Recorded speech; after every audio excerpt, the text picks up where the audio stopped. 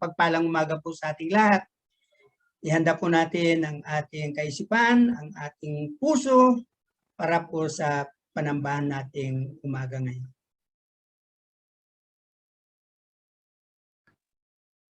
Magandang umaga po sa ating lahat. Ang bawat isa po ay inaanyayahang mag-mute kung hindi po kinakailangan magsalita. At ihanda po natin ang ating sarili sa pag-uumpisa ng ating pananambahan sa umagang ito. Nawa ay katagpuin po tayo ng Panginoon sa ating online worship sa umagang ito.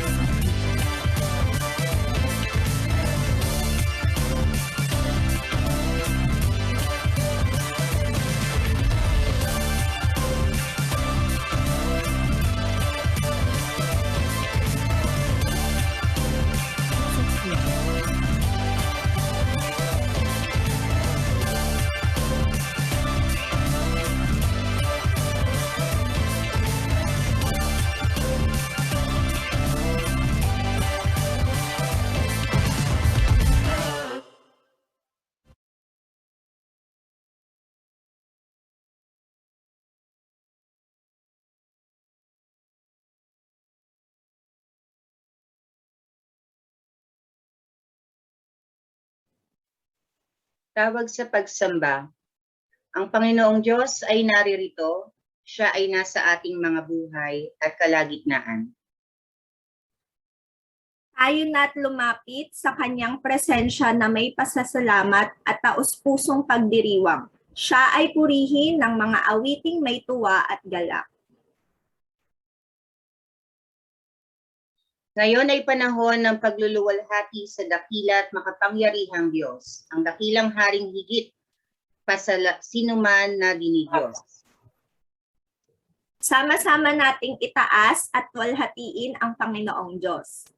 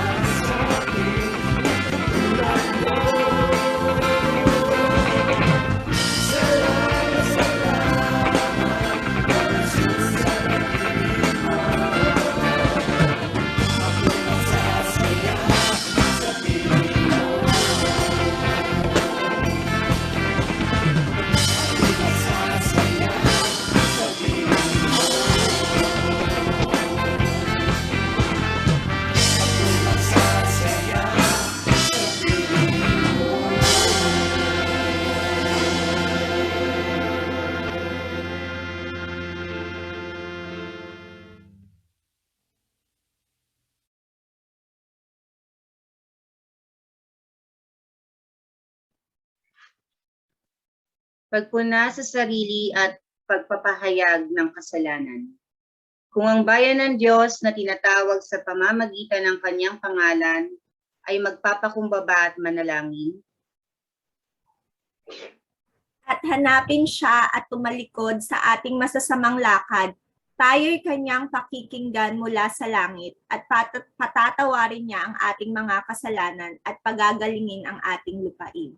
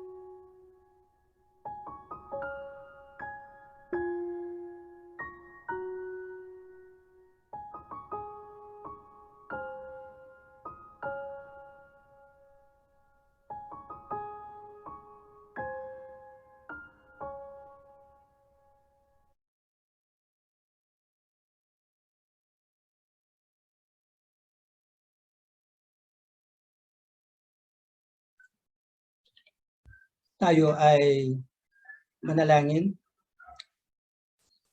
Dakila at maibigin naming Diyos, tunay Panginoon na nagpapasalamat kami hindi lamang sa umagang ito, Panginoon, kundi sa bawat saglit ng aming mga buhay. Salamat po, Panginoon, sa patuloy na kalakasan na pinagkakaloob mo sa bawat isa. Salamat din sa buhay na ito, Panginoon, na patuloy na pinagkakaloob mo po sa amin.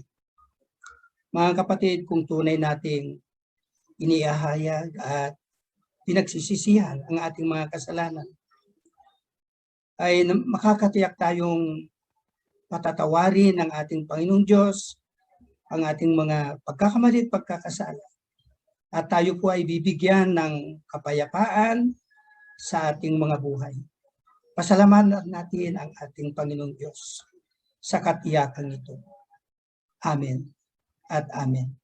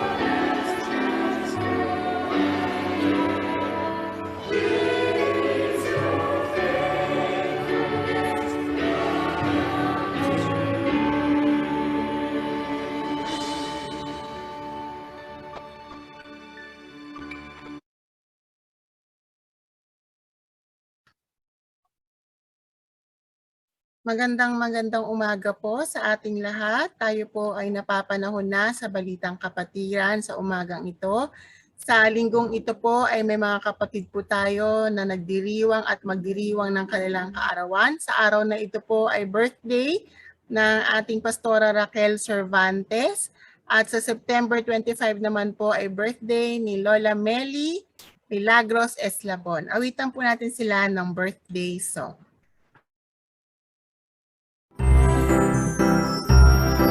Maligayang bati sa iyong pagsilang, Diyos ang siyang nagtala ng mahabang buhay. Ngayon naman po, inaanyahan ko po ang Board of CE na magbalita po ng ating mga darating na activities. Yes, magandang umaga po sa ating lahat. Bilang kasapi po ng CE, muli po, iniingganyo po namin kayong makibahagi sa TikTok. So, nakikita nyo naman po yung criteria na bukas ito sa lahat, individual man o grupo, duo or trio. I-record lang po ang ating sarili na magre-recite ng paboritong memory verse na nagawa ni kapatid na Ida last Sunday, umawit o sumayaw ng paboritong worship song. Ito po, meron kaming video, sample video, never before seen video na may kakanta. Pwede po bang pa-play muna? Yan.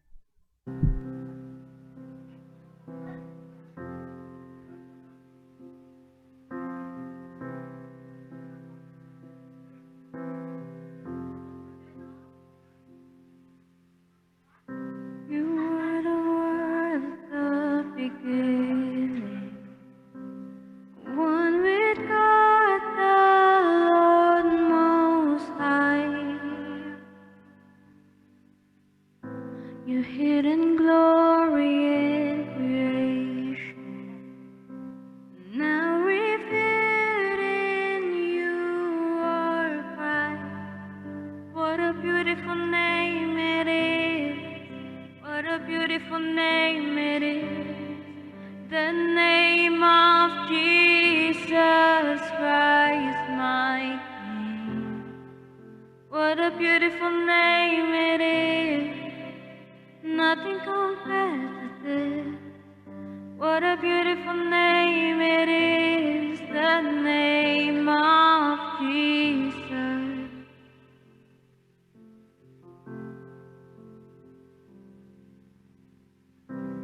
Didn't want heaven without her. So Jesus, you brought heaven down. The sin was great, your love was greater.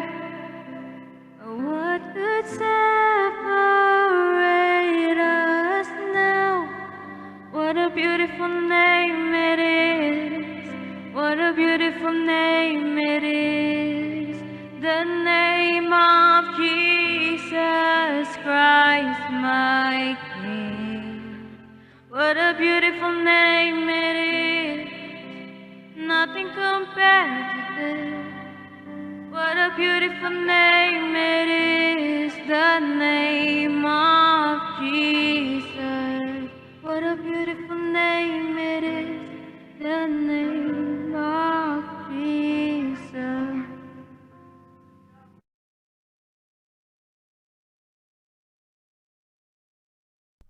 Yay! Palakpakan naman po. Di ba po, sobrang galing? Mas maganda pa sa original. Bongga. So, yan po ang isa sa sample ng pwedeng mai-post sa TikTok. So, di ba?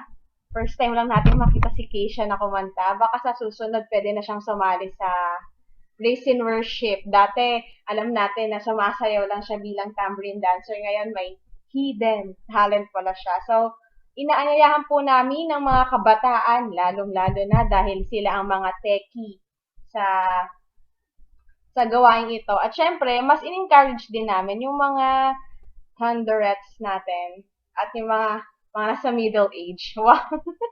na sumali sa ganito. Siguro para makita ng Lord kung gaano ka-faithful siya bilang sa sa talent natin. So, next naman po,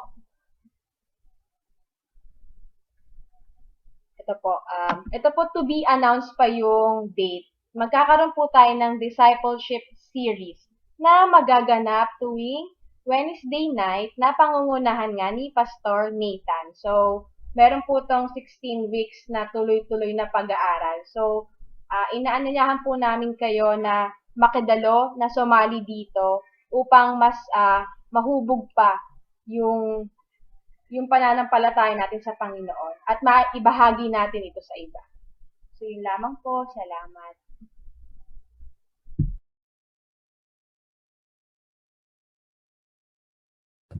Para po sa ating regular schedule, ang ating Sunday School po muli ang UCMA every Sunday 3 p.m., CWA Thursday 7 p.m., CN every other Friday 8 p.m., CYF Saturday 4 p.m., CF Saturday 8 p.m., at ang KCKC and Junior CYF ay Saturday every 2 p.m. Gayun din po ang ating midweek Bible study ay nagpapatuloy po every Wednesday at 7 p.m. Nawa ay patuloy po nating daluhan ang ating mga regular activities, lalo na po sa panahon na tayo ay nasa bahay lamang. Huwag po nating i-miss ang opportunity na ito upang tayo po ay patuloy at sama-samang lumago sa ating pananampalataya. Muli po nating binabalita na ating komperensyang LCSMC ay nagdanais pong ibaba sa mga local churches ang LFP o Lay Formation Program upang mas madaming maabot na nais magpalalim ng kanilang pag-aaral ng salita ng Diyos. Kaya't ang sino man pong nais dumalo rito ay huwag po kayong mahihiya at naanayahan po nating makipag-ugnayan po tayo sa ating Board of CE. Gayun din po, para po sa ating pagpapasalamat, ang lahat po ng sumapit ang kanilang kaarawan o anibersaryo, gumaling sa kanilang karamdaman o may mga nais ipagpasalamat o ipanalangin, ay maaari pong mabigyan ng pagkakataon mamaya bago po ang pangwakas na panalangin sa pamamagitan po ng pagtatype ng message sa ating chat box habang inaawit po ang pangwakas na awit. Yan lamang po ang ating mga balita sa umagang ito. Tayo po ay magpapatuloy na po sa panalangin para sa mga bata sa pangungunahan po ng Board of CE.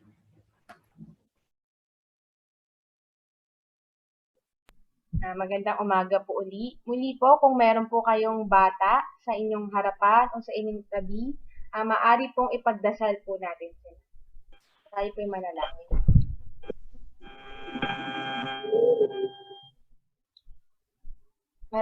Maraming salamat, Panginoon, sa nagdaang ito. Madami man ang pinagdaanan namin, alam namin na ikaw ay buhay at palaging andyan para sa amin.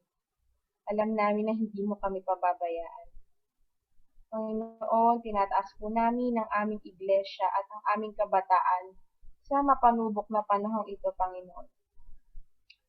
Ilayo mo sila sa makamundong gawain at palaging ikaw ang maitaas nila sa lahat ng kanilang ginagawa. Ingatan mo sila, Panginoon, sa mga sakit at sa kung anumang karamdaman. Bigyan mo sila ng malakas na pangangatawan upang malabanan ang mga sakit na ito. We also pray, Lord, na mapalakas mo ang kanilang mental at emotional health, lalo na sa panibagong school year na ito. Tulungan mo sila at bigyan ng katalinuhan at kaalaman para sa kanilang pag-aaral at sa pang-araw-araw na buhay, Panginoon. Gamitin mo sila upang maging daluyan din ng pagpapala sa iba. Bigyan mo sila ng mga tamang kaibigan na matutulungan sila sa kahit na anong bagay. Gamitin mo ang tao na makakasalamuhan nila upang mas mapalapit pa sa iyo, Panginoon. Maging masunurin nawa sila sa kanilang mga magulang, matatanda sa iglesia at lalong-lalo na, Panginoon, sa iyo. Lumaki nawa sila ng may takot. Ang nais mo nawa ang masunod sa buhay nila. Ito po ang amot sa aming italangin sa pangalan ni Jesus.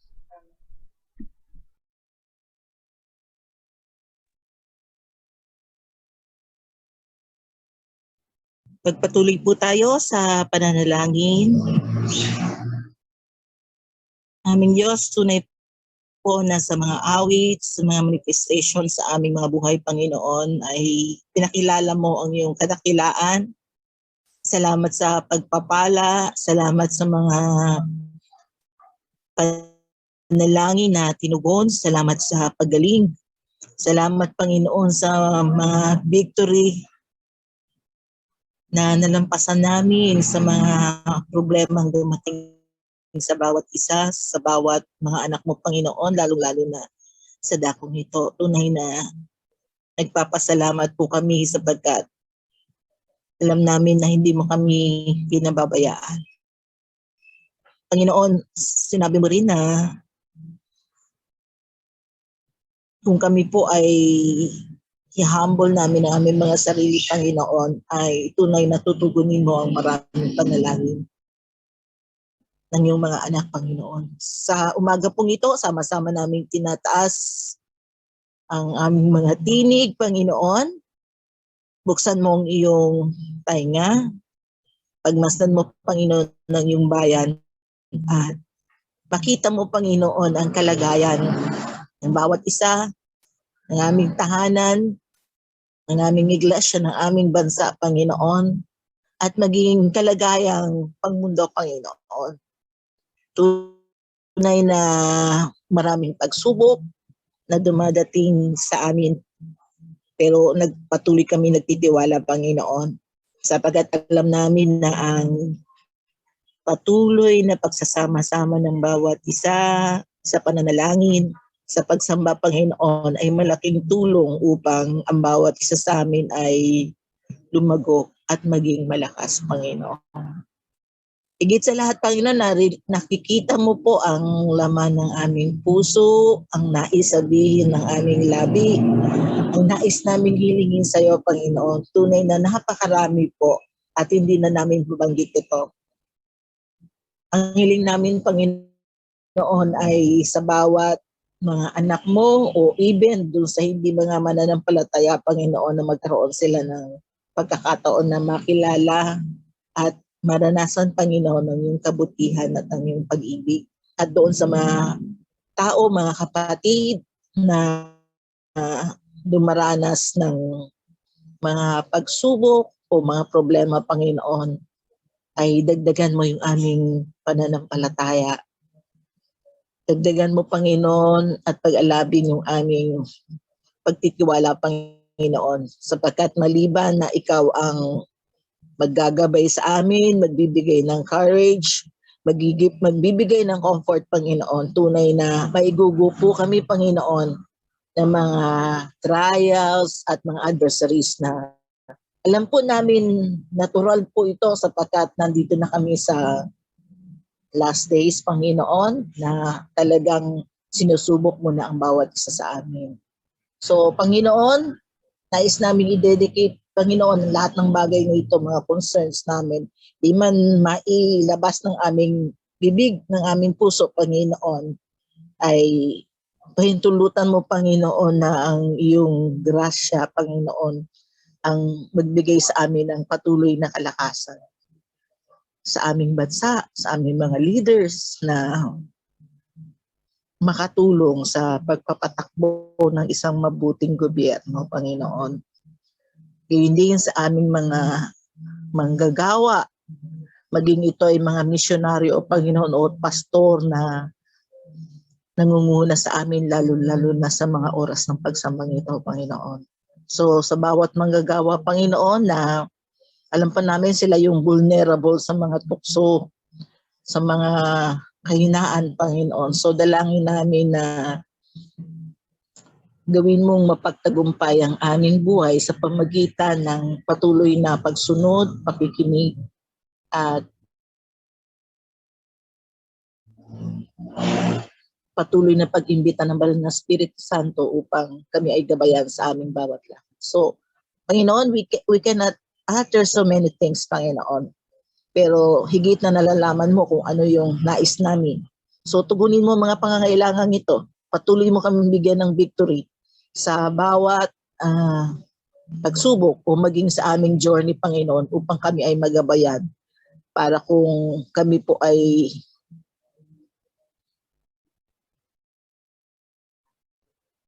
ang aming buhay, Panginoon, ay tunay mo na or sa iyong pagdating, Panginoon, ay tunay na meron kaming pagmamalaki o wala kaming guilt, Panginoon, na haharap sa iyo, Panginoon. So sa lahat, Panginoon, ng bagay na aming nararanasan, nais namin itong ibigay sa iyo, Panginoon, at ilapit sa matamis na pangalan ng aming Panginoon si Jesus. Amen.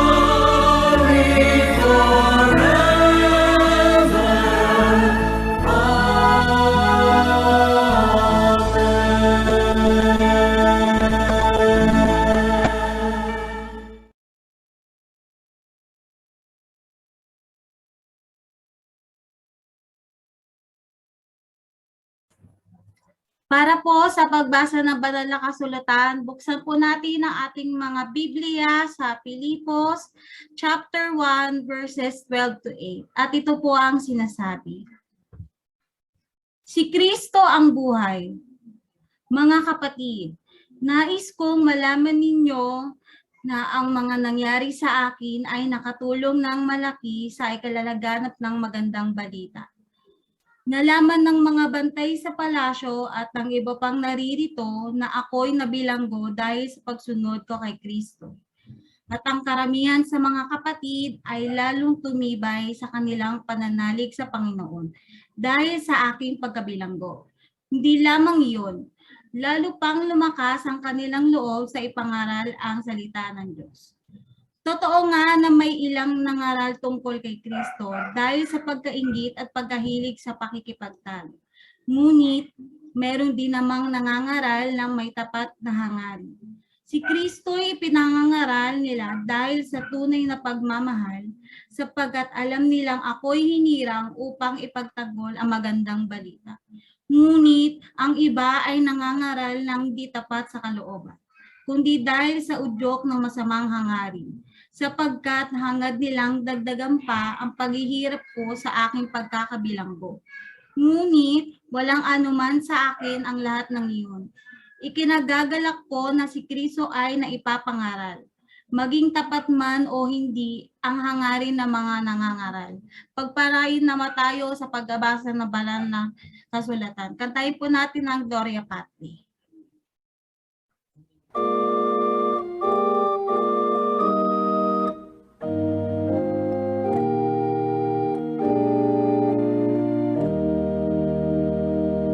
Glory be to the Father, and to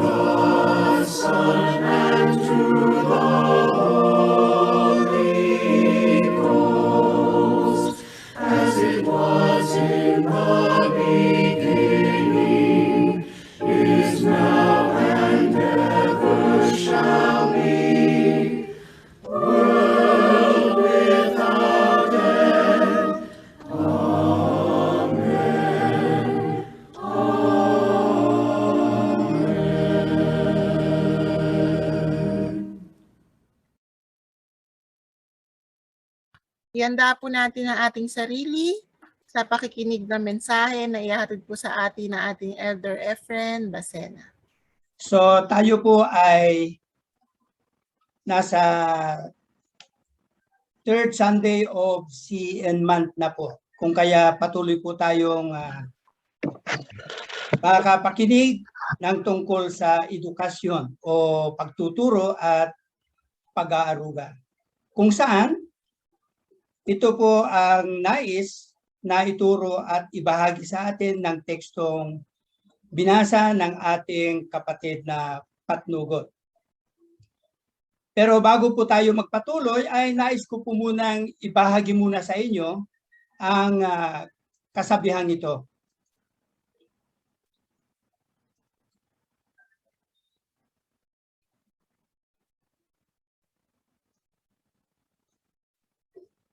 Manalangin po tayo.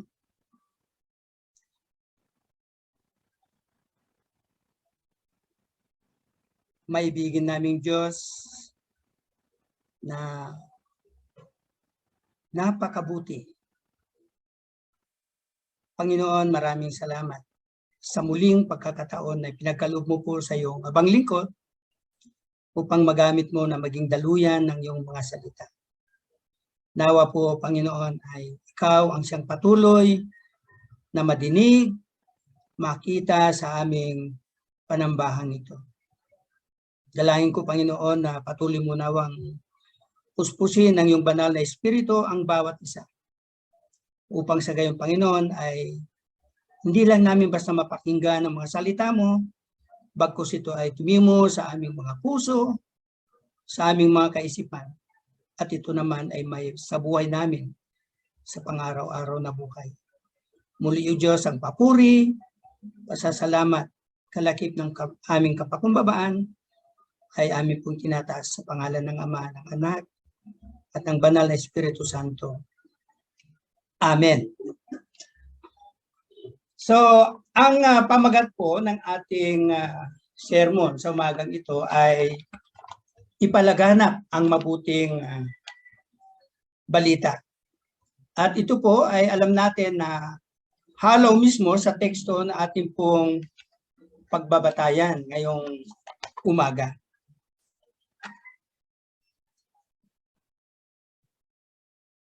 Ngunit hindi po natin may kakaila na madalas po nating sinasabi na mas malakas po tayo at higit na mayroong kakayanan kung tayo po ay malaya.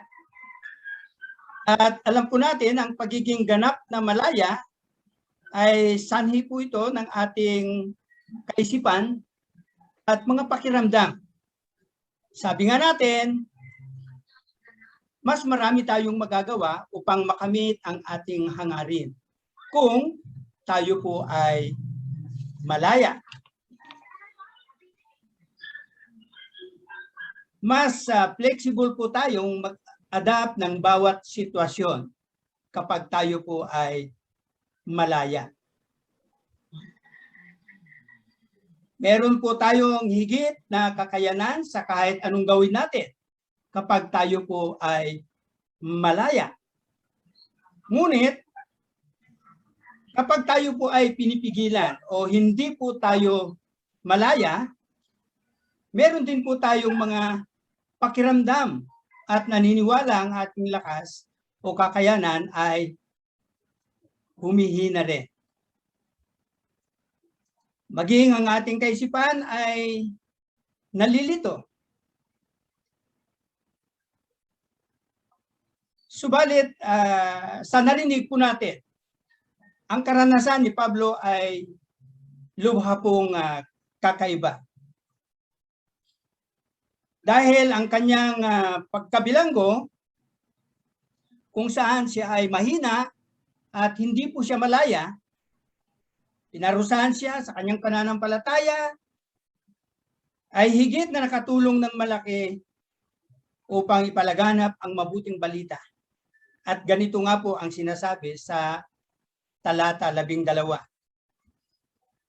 Ibig kong malaman ninyo, mga kapatid, na ang nangyari sa akin ay nakatulong ng malaki sa ikalalaganap ng mabuting balita. Sa kabila po ng kanyang paghihirap at pagkabilanggo ay lalong nagbigay ng inspirasyon at kalakasan sa mga mananampalataya, maging sa mga di mananampalataya. Sapagkat po nakita sa kanya ang kagalakan na nagmumula sa ating Panginoong Jesucristo. So, ang key verse po dito mga kapatid ay Philippians chapter 4 verse 4. Ang mga talatang ito po ay nagpapakita na sa anumang sitwasyon ay maaari po nating maisulong ang mabuting balita at patuloy na may luwalhati ang ating Panginoong Jesucristo. Kaya wala pong dahilan upang hindi tayo magkaroon ng kagalakan anuman ang ating mga sitwasyon. So, ano-ano po ba ang mga kalagayan na maaring lumaganap ang mabuting balita? Una, maging sa gitna ng mga pagdurusa at pagtitiis ay lumalaganap ang mabuting balita. Maging sa pag-alab ng ating pananalig. Sa kabila ng mga maling hangarin ay lumalaganap ang mabuting balita. At higit sa lahat, sa diwa ng pag-ibig ay maaaring lumaganap ang mabuting balita. So balikan natin yung una. Sabi natin, ang una ay lumalaganap ang mabuting balita sa gitna ng mga pagdurusa at pagtitiis. Yan ay mababasa natin sa verse 13. Ang pag-uusig po ay nagbubukas ng pintuan sa mabuting balita na maaring hindi na mabuksan pa sa iba pang mga paraan.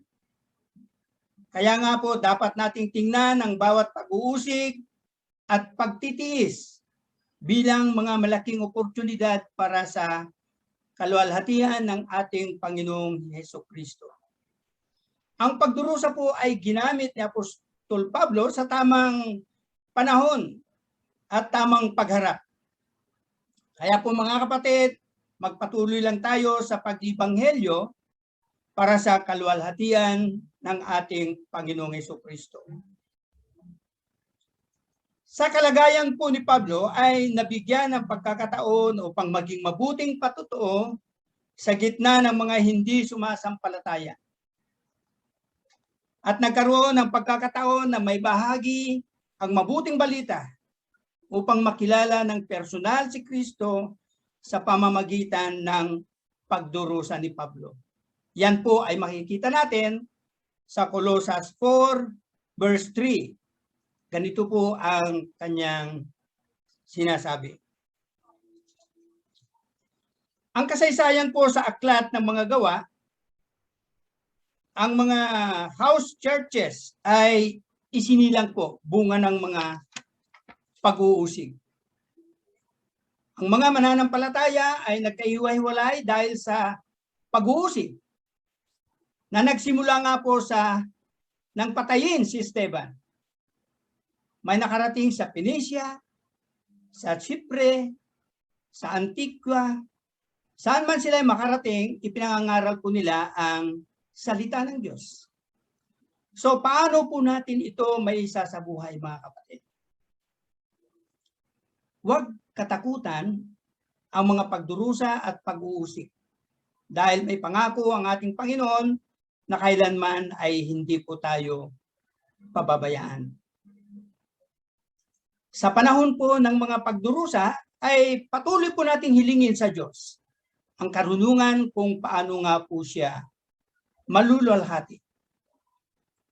So ang pangalawa ay lumalaganap ang mabuting balita sa pag-aalab ng pananalig. At ito po ang sinasabi sa verse 14. Alam na alam ng mga mananampalataya na ang pagkabilanggo ni Pablo ay bunga nga po ng kanyang pagtatapat sa mabuting balita. Subalit si Pablo po ay naging epektibong lingkod ni Kristo at ng mabuting balita, maging ito ay sa bilangguan o sa pitan, na naging sanhi din upang ang pananalig ng mga mananampalataya ay mag-alab. Kaya maging sila ay higit na lumakas ang kalooban sa pangangaral at naging higit na tapat para sa mabuting balita. Ilang katotohanan po na maaari nating matutunan mula po rito. Ang paghihirap ay hindi dapat magdala ng takot sa atin upang maihayag ang salita ng ating Panginoong Diyos. Hindi po tayo dapat na matakot kung meron po tayong sapat na pananampalataya. Pananampalataya na kaya tayong panatilihing matatag, maging sa gitna ng pagsubok o pagdurusa.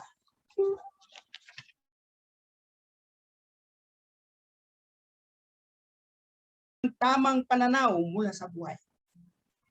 Kung kilala po natin ang ating Panginoong Diyos at alam natin na kaya niyang gumawa sa kabila ng mga mahihirap na kalagayan natin o sitwasyon sa buhay, manatili po tayong puspos ng pananampalataya upang maging tapat sa kabila ng mga pagdurusa. At ganito nga po ang karanasan na ikinukwento sa Daniel chapter 3, verse 16 to 18. Sinabi ni Sadrach, Mesach, at Abednego, mahal na hari, wala po kaming itututol sa inyo tungkol sa bagay na ito. Gawin ninyo ang gusto ninyo. Ang Diyos na aming pinaglilingkuran ang magliligtas sa amin sa pugong yon at sa inyong kapangyarihan. At kung hindi man, gawin nito, hindi pa rin kami sasamba sa revoltong ipinagawa ninyo. So again mga kapatid, paano nga ba natin isasabuhay ito? Pag-aralan ang buhay ng mga karakter sa Biblia at sa mga misyonero ngayon. Kung paano sila nagtatagumpay sa mga tiising kinakaharap. Lagi po nating ipanalangin at dagdagan ang ating pananampalataya. At ang pangatlo po ay lumalaganap ang mabuting balita sa kabila ng mga maling motibo. Ganito rin po ang sinasabi sa verse 15 hanggang 17. Totoo ngang ipinangangaral si Kristo ng ilan dahil sa inggit at pakikipagtalo. Ano ang ibig sabihin ni Pablo doon sa mga nangangaral dahil sa inggit at pakikipagtalo?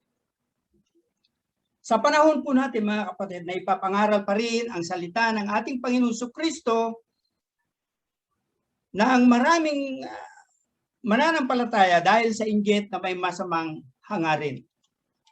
At ito nga po ang naging karanasan ni Apostol Pablo na nung siya ay nakabilanggo. So malamang alam na alam ninyo ang kasabihang ito.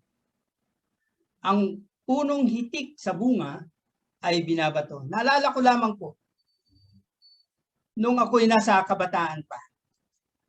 Kapag meron po kaming nakikita na puno na hitik sa bunga, maging yan ay sampalok, santol, mangga, o anong klaseng puno na hitik sa bunga ay amin pong binabato yan. Sa buhay daw ng natin bilang mananampalataya ay halos walang pagkakaiba. Nakakaranas din tayo ng pagbato sa ating mga buhay. At ang pagbato ay maaring magmula sa mga kapwa nating mananampalataya. At ang pinakamasakit ay pwede nating maranasan talaga ito. Maraming mananampalataya sa iba't ibang dako ay nakakaranas po nito sa kanilang mga buhay. Kung dati ay sabihin nating hudlom o mga pusakal, noong sila ay nandun pa sa mga ganong kalagayan, dumating ang panahon na binago na ng Diyos ang kanilang mga buhay. May mga pagkakataon na sila ay sinisiraan pa rin ng mga ibang mananampalataya. At pabubulaanan ang mga mahimalang pagkilos ng ating Panginoong Diyos sa kanilang mga buhay.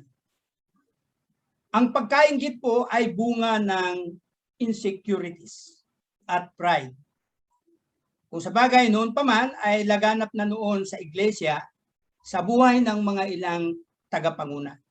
Kaya nga po nasabi ito ni Apostol Pablo sa unang Korinto chapter 3 verse 1 to 4. Mga kapatid, hindi ko kayo makausap tulad ng ginagawa ko sa mga taong nagtataglay ng Espiritu. Kailangan kausapin ko kayo bilang mga taong namumuhay ayon sa laman. Mga sanggol pa sa pananampalataya kay Kristo.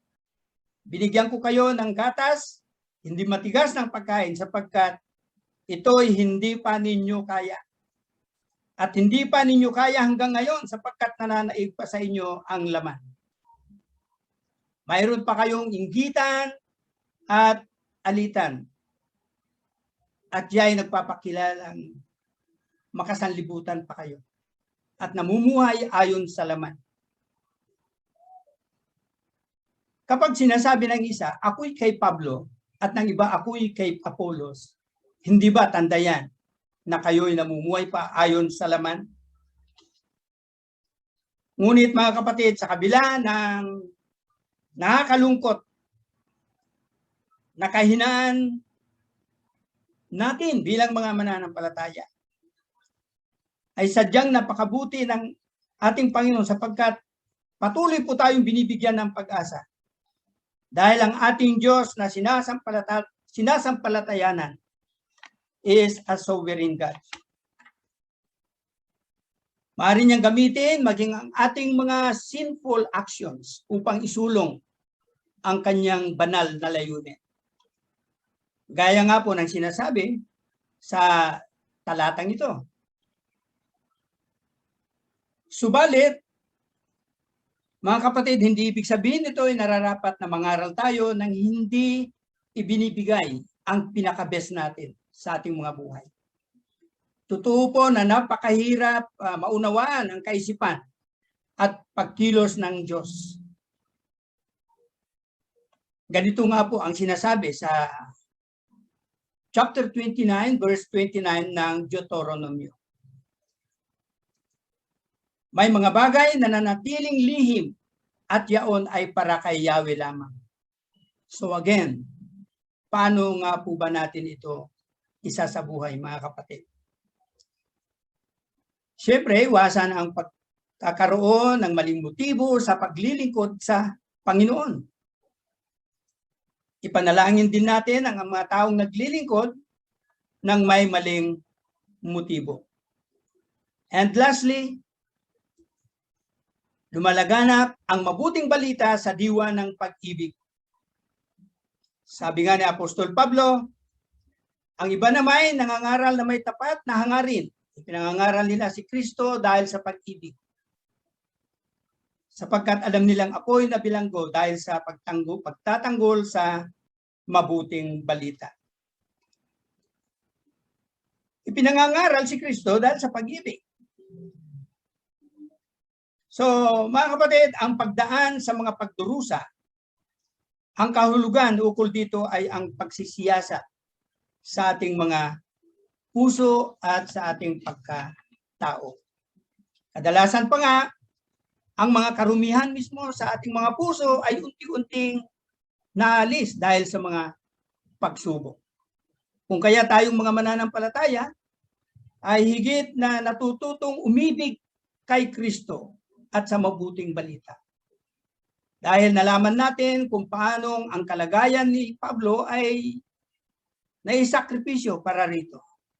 Ang pangangaral na bunga ng mabuting puso ay nagbibigay sa salita ng Diyos ng higit na kapangyarihan, hindi dahil sa kulang ang otoridad ng salita ng Diyos, kundi dahil ninais ng Diyos na ang mga ngaral ng kanyang salita ay banal.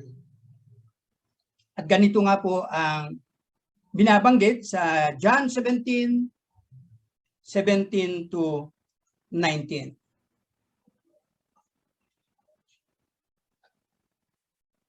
At ganito rin ang sinasabi sa Lucas chapter 1, verse 74 to 75. Na iniligtas niya tayo sa ating mga kaaway upang tayo makapaglingkod sa Kanya ng walang takot. At maging banal at matuwid sa Kanyang paningin habang tayo ay nabubuhay. Kung kaya mga kapatid, habang natututo sa ministeryo, ay higit na sikaping umunlad ang pag-ibig sa Diyos at pag-ibig sa ating kapwa. Sapagkat napakaganda po sa pakiramdam ang maging tapat sa paglilingkod. Subalit paano na kung ang ating katapatan ay saka naman tayo dumanas ng mga matinding pagsubok o sakit ng kalooban? Magpapatuloy pa po ba tayo? Oo naman. Nararapat tayong magpatuloy. Umani man tayo ng mga pagsubok, kapigatian sa buhay, nalalaman po natin na ang Panginoon na ating pinaglilingkuran ay patuloy na naluluwalhati. So again, sa anumang sitwasyon, ay maaari po nating ipalaganap ang mabuting balita para po sa kaluluwalhati ng ating Panginoong Jesucristo. At ito din ay kagalakan ng bawat mananampalataya. God is sovereign.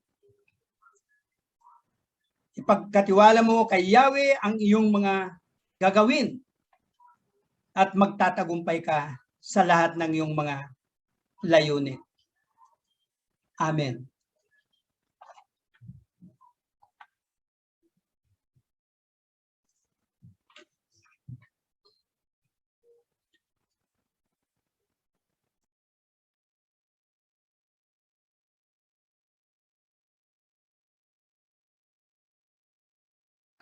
Maraming salamat po, Elder Efren. Tayo po ay magpapatuloy na sa pagdiriwang ng banal na hapunan.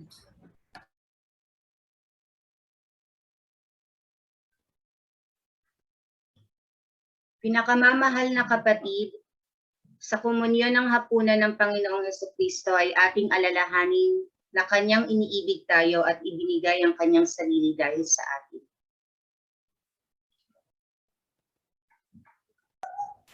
Ating alalahanin ang buong simbahan na binili niya ng kanyang dugo at sa kanyang pangalan ay inanyayahan ang mga ipinanganak muli at lumalakad ng karapat-dapat sa harap ng Panginoon upang makisama sa komunyong ito ng katawan at dugo ni Kristo.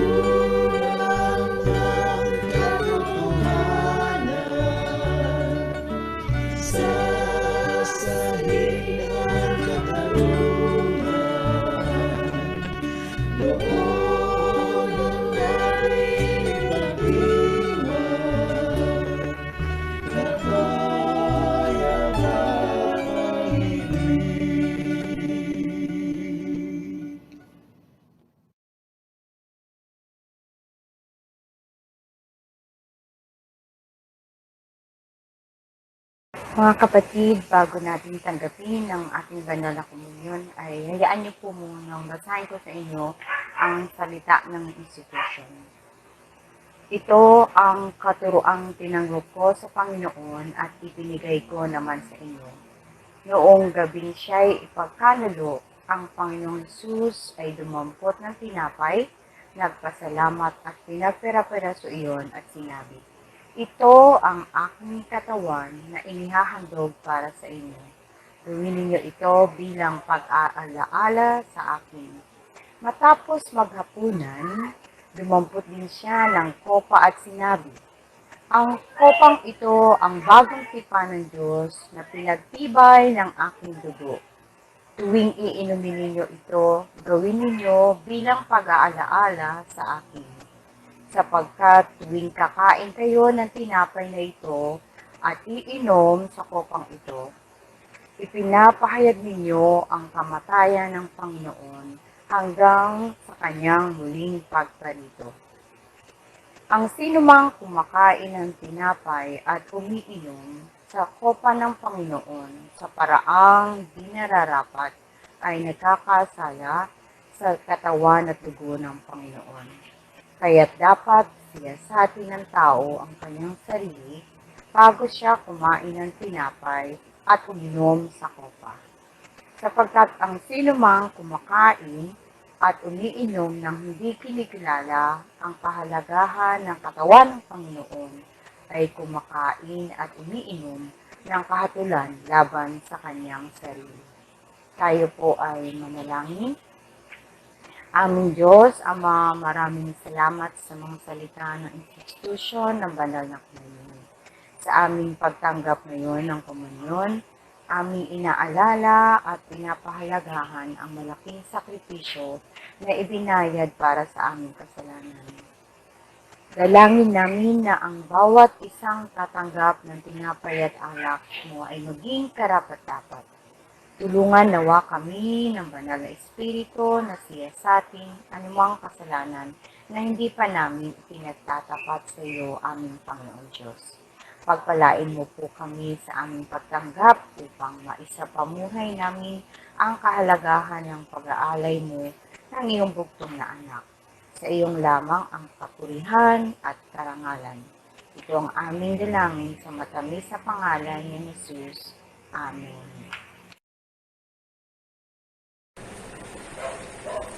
Atin ngayong pagsaluhan ang simbolo ng katawan ng ating Panginoon na inialay para sa atin.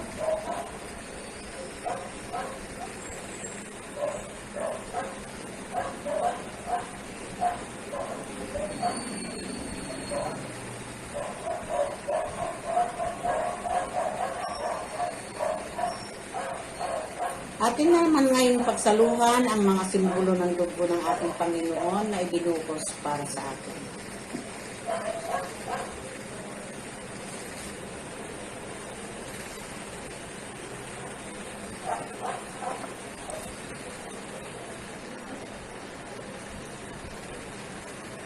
Manalangin tayo. Salamat po dakilang Diyos sa biyayang ito na kaloob mo sa amin. Bilang kapayagan ng pakikisa sa amin ng anak mong si Jesus. At pakikisa rin naman naming lahat na sumasampalataya sa iyo sa Espiritu at sa katotohanan. Salamat po sa kapatawaran ng kasalanan at sa katiyakan ng kaligtasan. At salamat po sa dakilang pag-ibig mo sa amin ng mga makasalanan na iyong pinatawag. Nawa sa pamamagitan ng gunitang ito ay lalo ka pang mahayag sa aming mga buhay upang maging salamin ng iba sa kanilang pagsunod. Ito po ay ipinapasalamat namin sa iyo sa pangalan ng aming Panginoong Hesus na aming tagapagligtas. Amen.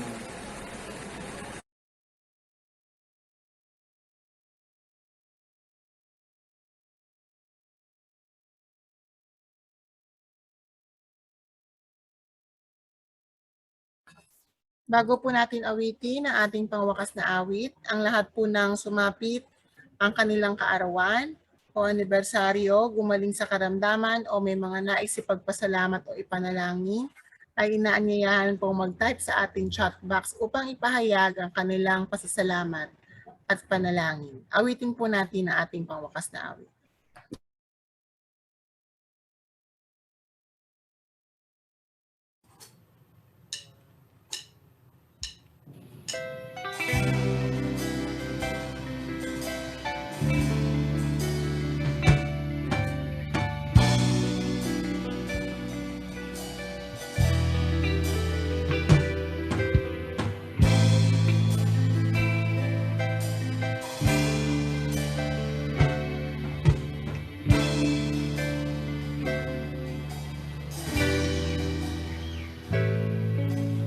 Kapatan mo, Diyos, tunay at dakila.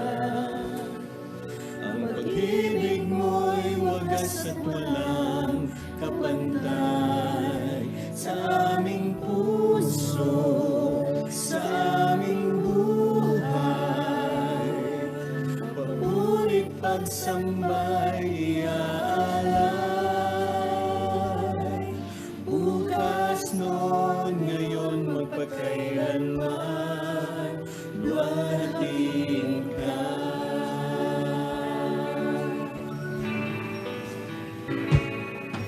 Katapatan mo, Diyos, tunay at dakila. Ang pag-ibig mo'y wagas at walang kabangay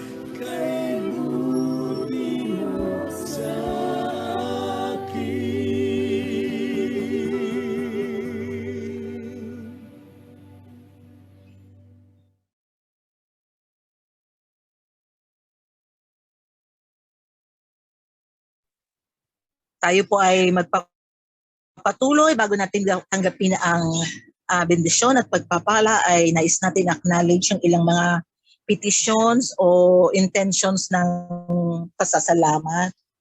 Ngayon si Pastora Raquel sa nasa Pampanga ay nagse-celebrate po ng kanyang kaarawan. So nagpapasalamat po siya sapagkat patuloy na ginagamit siya ng Panginoon sa dakong iyon. Nais din nating alalahanin ang buhay, third death anniversary ng kapatid na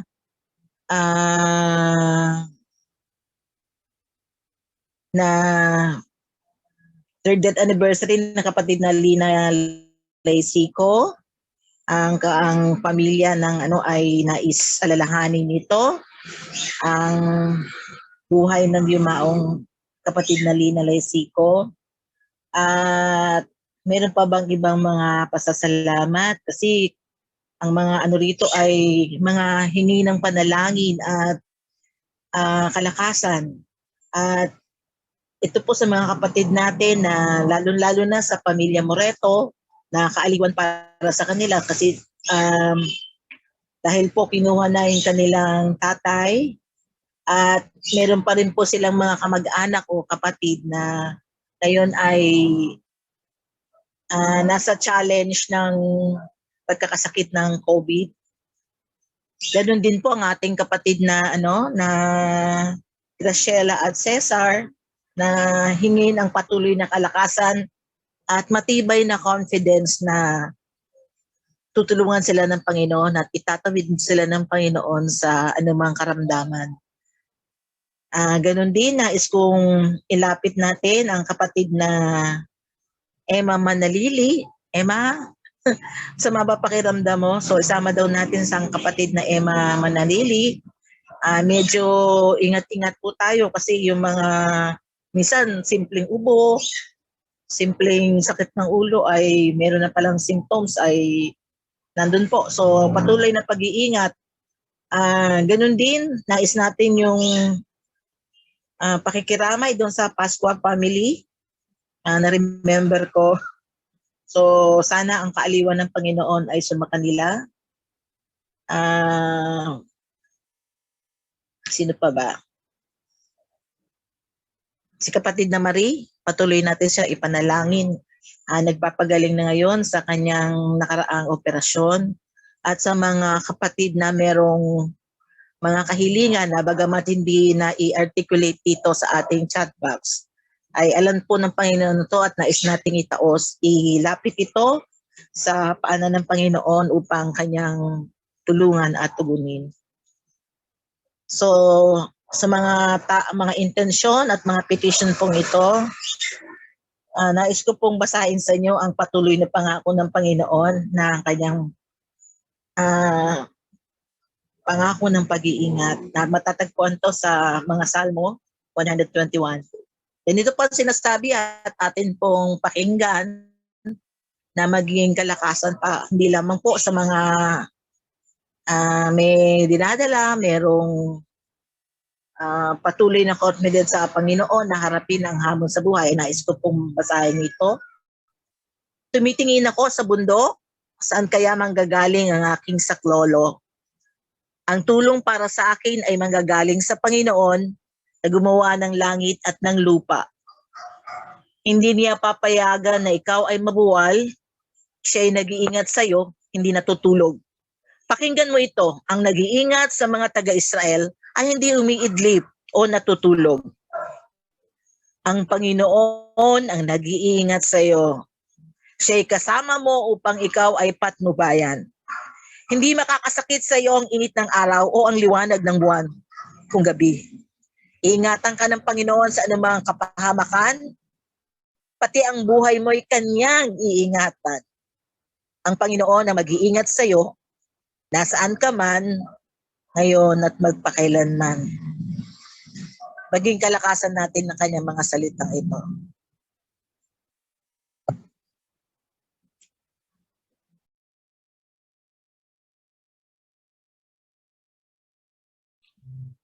Tayo po ay manalangin. Patuloy nating ipikit ang ating mga mata, yuko ang ating mga ulo, at ang banal na presensya ng ating Panginoon ay damhin natin sa ating kalagitnaan. Manalangin po tayo. Makapangyarihang Ama, pakinggan mo po ang pagtawag namin sa iyong banal na pangalan. Basbasan mo, Panginoon, ang aming pagtitipon na ito upang patuloy nga na ikaw ay ating mapapurihan at pasalamatan. Panginoon, sa umagang ito, patuloy nawa na pagyamanin mo po. At naway nakaayon sa iyong kalooban ang aming ginagawa. Aming pagkita-kita na ito, Panginoon, ay tunay na nakakapagbigay sa amin ng kalakasan. Mula sa simula ng aming panambahan, Panginoon, naway patuloy nga na maranasan ang iyong dakilang pag-ibig. Masalamin nawa namin ang iyong layunin, ang dakila mong layunin sa aming mga buhay. May isagawa sana nawa namin ang aming mga gawain na may kabutihan. Merong pag-ibig sa aming mga kapwa. Kami po, Panginoon, ay patuloy na lumalapit sa iyong harapan. Na kami iyong patnubayan, iwaksi sa aming kaisipan ng anumang masasamang kaisipan at karanasan sa aming mga buhay. Bigyan mo po kami ng sapat na kalakasan, katalinuhan upang patuloy din naman naming maibahagi ang aming mga makakaya sa aming mga kasama. Kung kaya, Panginoon, sa aming sama-sama na panambahang ito, ay ilagay mo po sa aming mga diwa, sa aming mga isip, sa aming mga puso, ang pagmamahal na hindi naghihintay ng anumang kapalit. Bagkus ay bukas palad na magkaloob at tumulong sa anumang nangangailangan ng tulong sa aming mga kapatiran. Sa mga sandaling ito, Diyos, amin pong idinadalangin ang aming mga kapatid kung saan sila ay nasa banig ng karamdaman. Panginoon, ikaw ang higit na nakakabatid kung ano ang kailangan ng aming mga kapatid na ito. Alam namin, Panginoon, na ikaw ang aming great provider. Ikaw ang aming Diyos na buhay, na patuloy na kumikilos sa aming mga buhay. Patuloy nawa, O Diyos, na iunat mo ang iyong mapagpalang kamay sa aming mga kapatid na ito. Sa mga kasalukuyan na nagpapagaling, gayon din sa aming mga kapatid na bago pa lang tinamaan ng sakit, Panginoon. Naniniwala kami, O Diyos, na ikaw ang higit na makapangyarihan sa lahat. Naniniwala kami na kaya mong ibalik ang dati nilang sigla, dati nilang kalakasan. Panginoon, nagpapasalamat din po kami sa mga patuloy na blessings na pinagkakaloob mo sa bawat isa. Salamat po, Panginoon, sa mga kapatid namin na nagdaos din ng kanilang mga kaarawan. Sa mga magdadaos pa lang ng kaarawan, Panginoon, ngayon pa lang ay amin na pong pinagpapasalamat. Dalangin din namin, Panginoon, na patuloy na igawad mo ang kapayapaan sa aming mga kapatid na dumanas ng kapigatian sa buhay.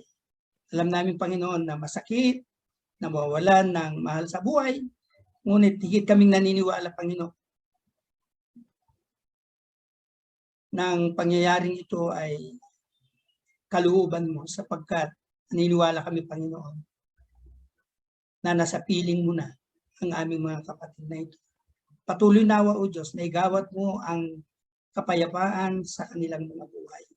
Aliwin mo po, Panginoon, ang mga kapatid naming nagdadalamhati. Salamat din, Panginoon, sa lahat na mga kapatid na patuloy na tumatangkilik. Nakikita namin sa panambahang ito. Nawa po Diyos, patuloy nga nawa ninyong patnubayan ang bawat isa hanggang sa maganap ang iyong kalooban sa aming mga buhay. Mga kapatid, tanggapin po ninyo ang pagpapala ng Diyos na walang bayad niyang pinagkaloob sa sinumang tapat. Nagsisihanap nito ang banal na layunin ng pagbubuwis ng buhay ni Jesus upang linisin kayo. At ang di natatanging patnubay ng banal na Espiritu Santo upang pabanalin kayo. Ang siya nawang maging gabay ninyo sa paglakad ng panahon ngayon at sa natatanging bukas sa piling ng Diyos na banal. Siya nawa. Amen.